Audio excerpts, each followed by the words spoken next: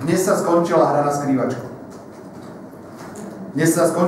skrývačku. Ktorú hral s verejnosťou predseda vlády už zhruba pol roka. Najmenej pol roka. Dnes, keď sa táto hra skončila, chcem vyzvať predsedu vlády k poctivej a férovej kampani. Férové by bolo, keby ako predseda vlády poveril niektorého vicepremiéra zastupovaním a osobne by sa venoval vo funkcii premiéra iba najnevyhnutnejším štátnym záležitostiam.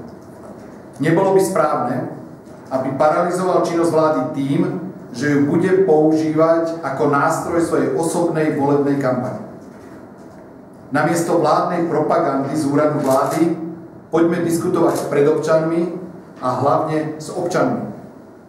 Namiesto rôznych kontrolných dní predsedu vlády na ministerstvách, ktoré predseda vlády avizoval na sneme strany Smer, poďme spoločne na nezávislú pôdu diskutovať o tom, či Slovensko napreduje alebo stagnuje. Pozývam predsedu vlády a ďalších relevantných kandidátov, aby sme od januára diskutovali spoločne so študentmi a mladými ľuďmi, ktorých väčšina chce dnes zo Slovenska odísť. Bohužiaľ. Pozývam predsedu vlády a ďalších relevantných kandidátov, aby sme spoločne diskutovali so strednou generáciou a ich perspektívach o tom, prečo si mnohí z nich netrúfajú mať druhé dieťa, pretože žijú v neistote. Väčšina ľudí totiž dnes žije v neistote, či bude mať prácu. Kladú si otázku, dokedy budú v systéme zdravotníctva na poslednom mieste. Dokedy budú politici predstierať riešenia namiesto toho, aby sa pozreli, či im žijú normálni ľudia. Pozývam predsedu vlády a ďalších relevantných kandidátov. Poďme spoločne napríklad do Dobšine.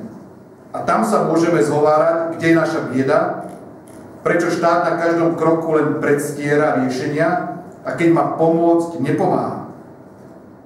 Dámy a páni, pred mesiacom som na tlačovej konferencii povedal, že prezidentské voľby nie sú o tom, či Procházka alebo Čarnogórsky, či Kiska alebo Hrušovský. Povedal som a dnes to zopakujem.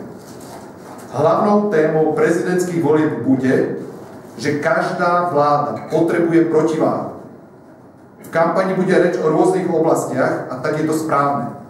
Ale skutočne hlavnou témou prezidentských volieb zostane.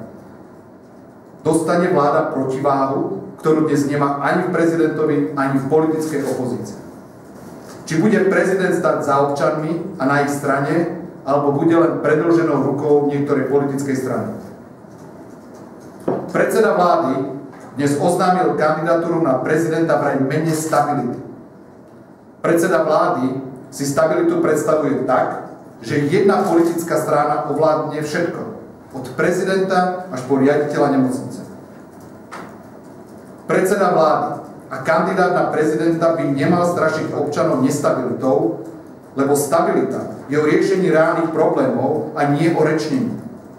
Predseda vlády a kandidát na prezidenta je dnes súčasťou tradičných politikov, ktorí medzi seba a občanov a ich problémy postavili vysoký múr. Ľudia, občania a voliči majú po dnešku jasný výber. Prezident straník alebo prezident nestraník. Prezident nominant politickej strany, dokonca jej predseda, alebo skutočne nezávislý prezident. Prezident veľvyslanec vlády, alebo prezident protiváha vláde a prezident vyslanec občanov.